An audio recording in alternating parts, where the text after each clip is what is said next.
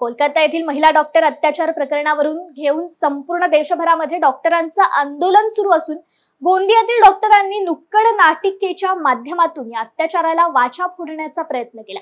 नाटकानंतर आंदोलकांनी मृत महिला डॉक्टरला न्याय देण्यात यावा अशी मागणी सरकारकडे केली आहे।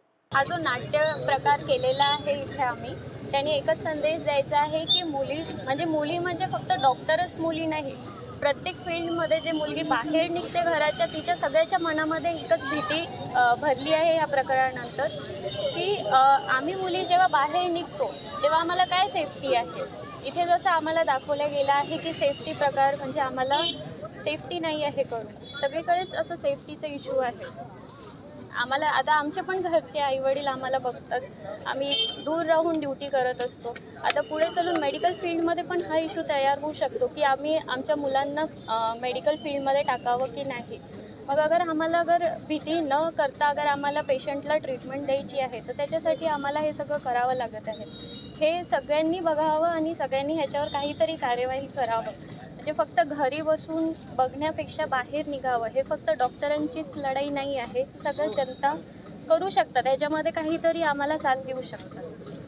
कोलकाता घटनेच्या निषेधार्थ आपण आज एक रोल प्ले केला आहे, काय नेमका संदेश दिला आहे, पण काय नेमकी मागणी आहे? आता हा जो रोल प्ले झाला आहे हे आपण फक्त म्हणजे त्या दिवशी काय घटना घडली असेल ते आपल्याला फक्त दर्शवायची होती, फक्त दाखवायचं होतं साध्या आपल्या इकडच्या माणसांना।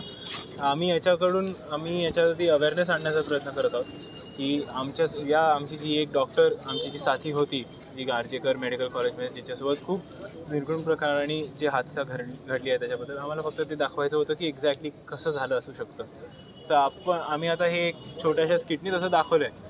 आम्ही यांनी फक्त हेच सांगत आहोत की तिचं कशापायी झालं असणार आहे। तर लोकांना म्हणजे आमच्यासारखे जे ऑन कॉल डॉक्टर असतात जे 24 तास 48 तास इथे असतात, पेशंटची देखभाल करत असतात, त्यांना जागा नसते राहायला किंवा जे ऑन कॉल रूम्स जे म्हणतो आम्ही की जिथे ते बसू शकतील, खाऊ शकतील, अभ्यास करू शकतील, त्या जागा नसतात। त्यांना सिक्युरिटी नसते, त्यांना CCTVचं एवढं फुटेज कव्हरेज नसतं। म्हणजे आम्ही खूप अशा खराब स्थितीमध्ये खूप साऱ्या पेशंट्सचा इलाज करत असतो। त्यामुळे याची आम्हाला फक्त एक थोडं आम्हाला जे जाणीव द्यायची होती आमच्या साध्या नागरिकांना की असं होतं। तर आम्ही म्हणजे आशा हीच आहे की यांना ती आयडिया आली असेल थोडी।